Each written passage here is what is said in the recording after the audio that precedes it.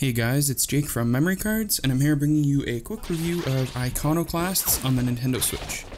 Just before we get into the review, I just want to remind everybody that you only have about 30 hours left to enter our 700 subscriber giveaway. The giveaway is really simple. All you have to do is subscribe to us via the Gleam link below. There are also other ways to enter, such as visiting our website, following us on Twitter, etc.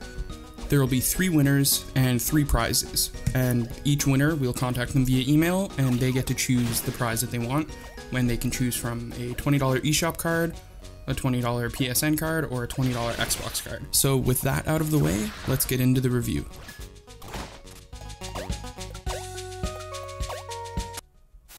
When it comes to Metroidvania games these days, a lot of them strive to capture the same feeling you got from playing the older Metroid or Castlevania titles.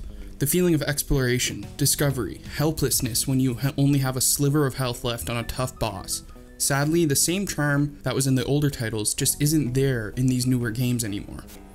Thankfully, Iconoclasts mostly hits the nail on the head. In Iconoclasts, you play as Robin, a mechanic in a world where simply having tools such as a wrench is outlawed. The story in Iconoclast aims to tackle religion, government, uprising of machines, and more. To me, Iconoclasts is a bit too story heavy at times, trying to shoehorn in a lot of dialogue when I'd rather just get back into the exploration and action. The story ended up getting in the way of my enjoyment of the game as my playtime went on. I started skipping some of the dialogue. Along your journey, you meet up with several party members that will have their own skills and very different personalities. The banter between characters is a welcome addition because it adds a bit of humanity to them. I really started to care about the characters, Robin, Mina, and Royal, as the story went on. Where Iconoclasts truly shines is in the gameplay, level design, art style, and music. All 4 of these things combined help create a fantastically unique world with lots of character and depth. The music is crafted in such a way that it almost fits each area and scene perfectly. It can really drive home the fact that you're fighting a big mech that will drill through the ground to attack you from below.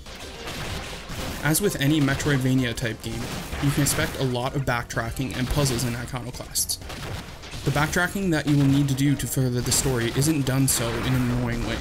You have an easy to follow map that is color coded to show what will be in each room, such as save statues, workbenches, etc.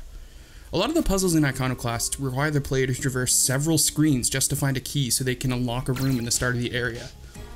There were quite a few that I had to put the controller down so I could think how to complete them. While you may not get huge upgrades that will change your entire character, you do get little things to unlock, such as health upgrades, defense upgrades, upgrades to allow you to breathe underwater longer, and to run faster. I would have loved to see a few more sprinkled in, and some that were more meaningful. Iconoclasts is without a doubt the first side-scrolling and platformer game that I prefer using the joystick for. The controls are just buttery smooth, and the precision from using the joystick is really, it just feels like I'm using a D-pad. Being able to use your weapon with the right bumper instead of using the Y button is also a godsend. These controls are definitely some of the most smooth in any action platform game that I've ever played. In summation, Iconoclasts is a fantastic and incredibly well-priced Metroidvania style game, complete with the best controls that I've ever had the pleasure of using in a platformer game. My only real gripe with the game is that the dialogue and story went on, for what I feel like, way too long. I ended up skipping a bunch of scenes just because it felt like it was eating up my enjoyment of the game. I would have preferred a more reeled-in story, much like Metroidvania titles of the yesteryear. The rock-solid gameplay, characters, art style, and music more than make up for the lackluster story.